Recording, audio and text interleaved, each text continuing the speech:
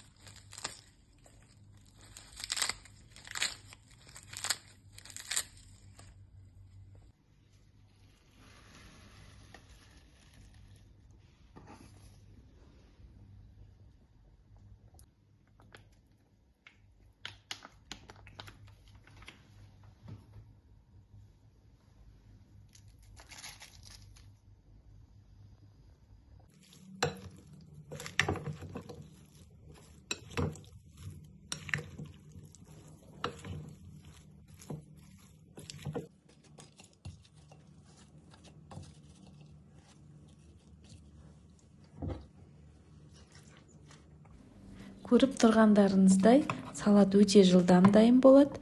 Сіздерге пайдалы болды деген ойдамын. Сіздермен болған салтанат. Видеоңызға лайк басып, комментарий жазып, каналыма тіркелуді ұмытпаңыздар.